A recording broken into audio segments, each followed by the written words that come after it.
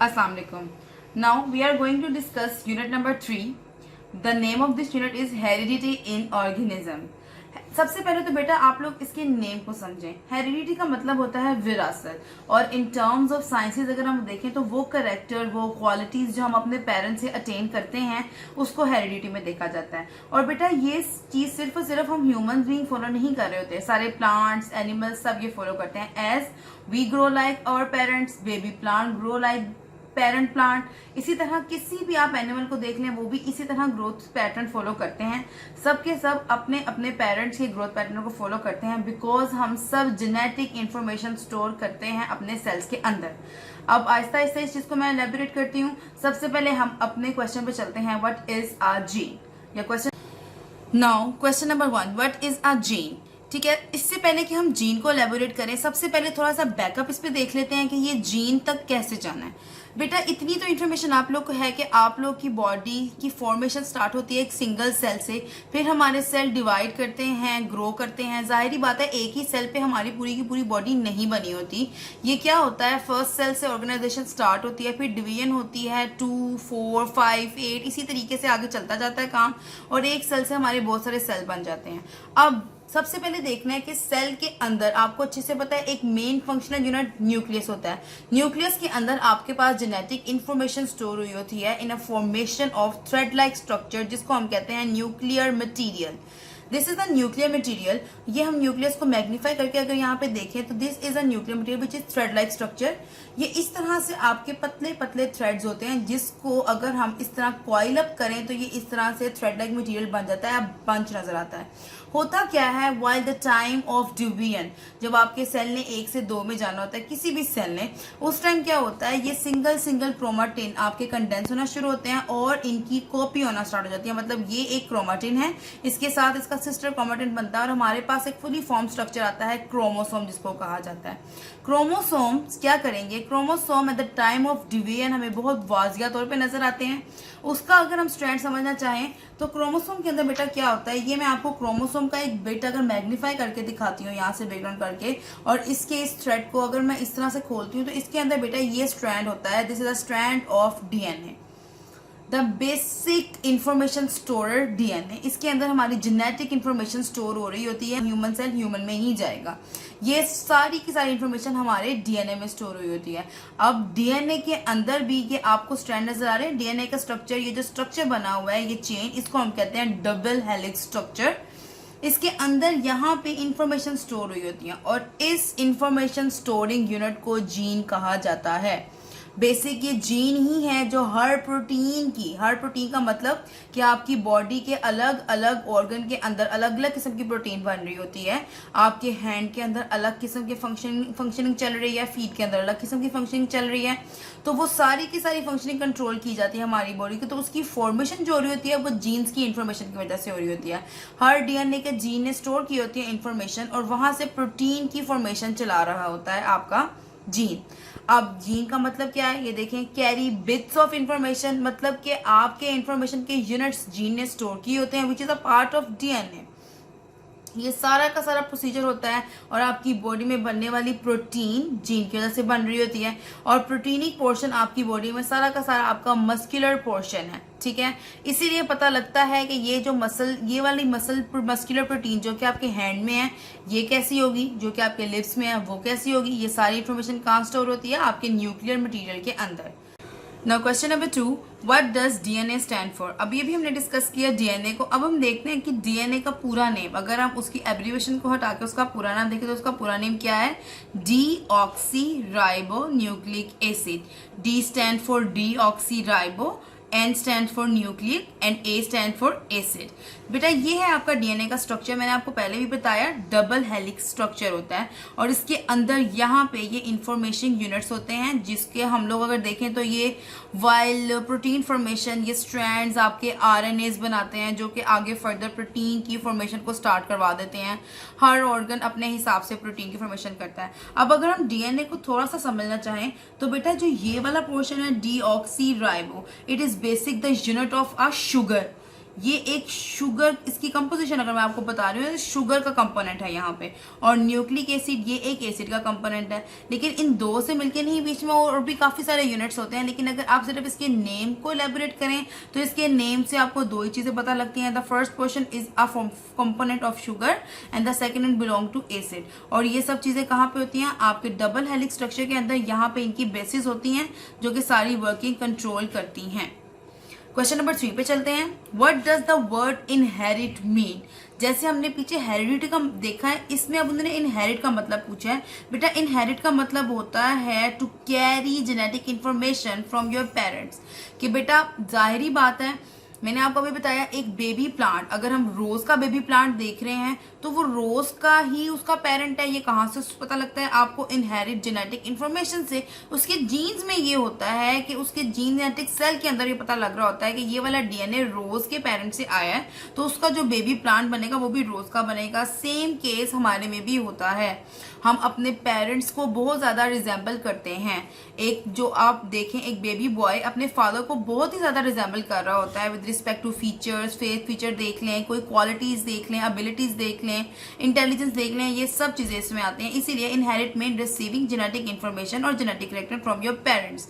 Specifically अगर हम genetic characters की बात करें तो बेटा इसमें यही आ जाता है कि आपके पेरेंट्स का अगर आई कलर ब्लू है तो आपका आई कलर भी ब्लू होने के चांसेस 60 to 70% हैं। इसी तरह बहुत सारे कैरेक्टर्स हैं जो आप अपनी पेरेंट्स से अटेन करते हैं due to genetic information. Now question number 4, what are identical pair of chromosome called? अभी हम लोग पीछे बेटा क्रोमोसोम को देखे आए। मैंने आपको बताया आपका वो पोर्शन जो ड्यूरिंग सेल डिवीजन कंडेंस हो जाता है, मतलब आपका न्यूक्लियर मटेरियल जो कि ऐसे थ्रेड लाइक होता है, जब वो डिवीजन के टाइम पे आके कंडेंस फॉर्म में आता है तो उसकी कॉपीज और उसके सिंगल स्ट्रैंड को हम लोग क्या कहते हैं? क्रोमोसोम कहते हैं। अब बेटा होता क्या है, अगर आपका इस आंसर को मैं बताया जाऊँ, आइडेंटिकल पेयर मतलब कि एक, मैंने आपको बताया था कि अब स्टार्ट में कि यहाँ पे अगर हम देखें तो इस तरीके से एक स्ट्रैंड होता है जिसको हम क्या कहते हैं? क्रोमाटिन। और ये एक स्ट्रैंड ऑफ क्रोमोसोम होता है, वन स्ट्रैंड ऑफ क्रोमोसोम। लेकिन जब इसकी आपकी डिवीजन होनी होती है उस टाइम पे ये इस तरीके से डुप्लीकेट कॉपीज अपने साथ बना लेता है और ये इस तरह की फॉर्मेशन आती है। और इस पेयर को क्या कहते हैं? होमोलोगस पेयर, विच मीन्स कि होमोलॉगी मीन्स सेम। जब उसका सेम पेयर बनेगा, मतलब जितना साइज उसका होगा उतने ही साइज का same colour feature same genetic information वाला एक और कॉपी बन जाती है, उसको क्या कहते हैं? Homologous chromosome. और डिप्लॉइड डुप्लीकेट जिसको 2n कहा जाता है, सिंगल को n कहा जाएगा और डिप्लॉइड जब उसकी डुप्लीकेट कॉपी हो जाएगी उसको 2n कहा जाएगा। इसके अलावा बेटा एक और बात यहाँ पे आपने याद रखनी है, number of chromosome for each cell fix होते हैं। जैसे अगर हम ह्यूमंस की बात करें, ह्यूमन बॉडी के अंदर जो सेल होते हैं, हर सेल के अंदर 23 क्रोमोसोमल पेयर्स होते हैं। और अगर आप उनको अलग अलग देखें तो वो 46 सिंगल क्रोमोसोम्स होते हैं। ये बात आपको याद रखनी चाहिए कि ह्यूमन सेल के अंदर कितने क्रोमोसोम होते हैं, कितने पेयर में होते हैं, और अगर सिंगली देखा जाए तो कितने होते हैं। नाउ आपको जैसे ही यहाँ पे बताया कि होमोलोगस क्रोमोसोम क्या है, मतलब duplicate of same type of chromosome. अब आपका नेक्स्ट क्वेश्चन भी उसी के साथ लिंक्ड होता है। What is meant by haploid number? यहाँ पे आपको बताया गया diploid number 2n, haploid number mean n, which mean a single strand of chromosome or half of the complete set। ये बेटा आपके पास क्रोमोसोम का कंप्लीट सेट है। अगर हम इसी का हाफ देखें तो इसको हम क्या कहेंगे? अनडुप्लीकेट, मतलब उसकी डुप्लीकेशन भी नहीं हुई होती, और उसको हम हैप्लॉइड क्रोमोसोम कहते हैं। ये सिंगल स्ट्रैंड है, n जिसको कहा जाता है। विदाउट डुप्लीकेशन अगर आप एक क्रोमोसोम के स्ट्रैंड को देखते हैं उसको हम हैप्लॉइड क्रोमोसोम कहते हैं। जो कि अगर मैं आपको ये कहूँ कि ह्यूमंस में हैप्लॉइड टाइप ऑफ क्रोमोसोम कितने हैं तो आप वहां बता सकते हैं 46। Question number 6, which cell division is a reduction division? बेटा इस क्वेश्चन के आंसर पे जाने से पहले थोड़ा सा बैकअप आपको यहाँ पे बताना पड़ेगा। हमारी सेल डिवीजन्स जो होती हैं, मतलब कि हमारा एक सिंगल सेल जब डिवीजन के प्रोसेस में जाता है तो बेटा वो दो तरह के डिवीजन को फॉलो करता है। Number 1 is mitosis number 2 is meiosis. अब माइटोसिस सेल डिवीजन में क्या होता है, अगर हमारे पास एक सेल है जिसमें नंबर ऑफ क्रोमोसोम 2n है, मतलब आपके पास एक डिप्लॉइड क्रोमोसोम है, तो उसमें सेल डिवीजन के बाद क्या होगा, 2 नए सेल बनेंगे और वो दोनों के दोनों डिप्लॉइड ही होंगे, उसमें नंबर ऑफ क्रोमोसोम सेम रहेगा। ठीक है, 2n सेल से 2 न्यू डॉटर सेल, ये जो हमारे पास न्यू सेल्स बने हैं वो डिप्लॉइड ही होंगे, मतलब उनमें नंबर ऑफ क्रोमोसोम चेंज नहीं होगा। और ये वाली डिवीजन ज़्यादातर आपके ग्रोथ प्रोसेसेस में यूज़ हो रही होती है। जब आपने ग्रो करना होता है फ्रॉम चाइल्ड टू एडल्ट, किसी प्लांट ने बेबी प्लांट से एडल्ट प्लांट में जाना होता है, तो ये वाली डिवीजन को फॉलो किया जाता है, क्योंकि हमारी बॉडी में सेम सेल्स रिपीटिवली बढ़ेंगे तो ही तो ग्रोथ होगी। अब चलते हैं मियोसिस में। मियोसिस क्या होती है बेटा, मियोसिस भी सेल डिवीजन ही है, लेकिन इसमें क्या होता है, आप एक डिप्लॉइड सेल लेते हैं जिससे आपके पास 4 न्यू डॉटर सेल बनते हैं।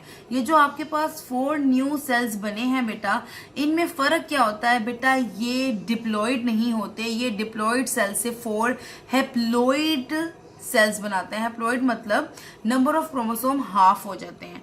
आपके 2n से आपने 4 सेल्स बनाए जिसके अंदर नंबर ऑफ क्रोमोसोम n है, मतलब के हाफ ऑफ द क्रोमोसोम्स आपके डिवाइड हो जाते हैं इसके अंदर। और ये वाला प्रोसेस कहाँ पे फॉलो हो रहा होता है, ये वाला प्रोसेस आपका रिप्रोडक्शन के प्रोसीजर्स के अंदर फॉलो होता है।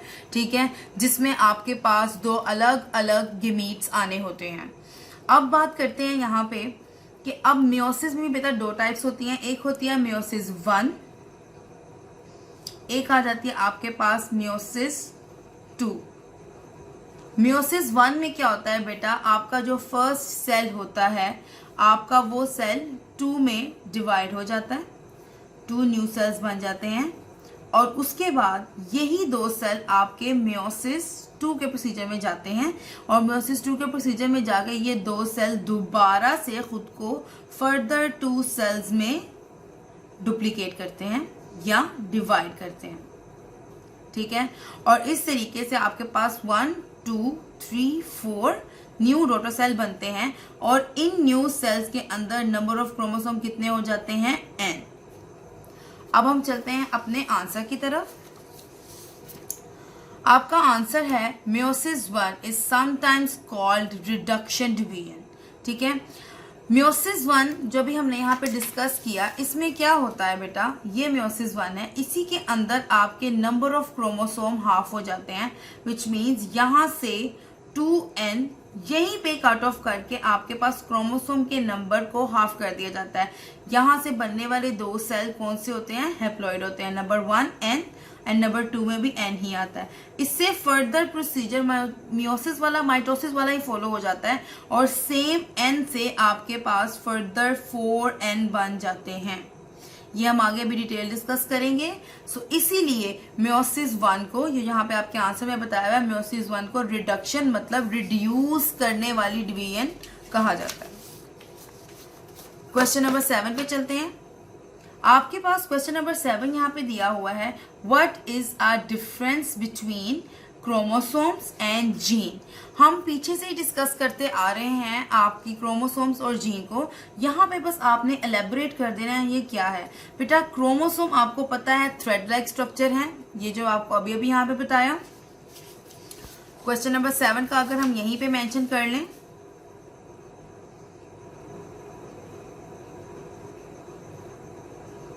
तो क्वेश्चन नंबर 7 क्या है बेटा, क्वेश्चन नंबर 7 आपके पास थ्रेड लाइक स्ट्रक्चर है क्रोमोसोम के, जो कि डीएनए के अंदर आपके साथ होते हैं न्यूक्लियस में, जो कि कैरी करते हैं जीन्स को। अगर आप अपने फर्स्ट पेज पे जाएं दोबारा, जिसमें हमने अभी अभी बात की, दिस इज द क्रोमोसोम। ठीक है, और ये क्रोमोसोम को मैग्नीफाई करके देखा तो आपके पास डीएनए आ गया। अब डीएनए के अंदर जो फंक्शनल यूनिट है वो क्या है, जीन्स। जीन्स जो कि कैरी करते हैं आपकी इंफॉर्मेशन को। कौन सी इंफॉर्मेशन, प्रोटीन फॉर्मेशन की इंफॉर्मेशन। सो यहाँ पे आ गया chromosome carry characters while gene carry information for protein. इस तरीके से आप इनके डिफरेंस को अच्छे तरीके से समझ जाएंगे।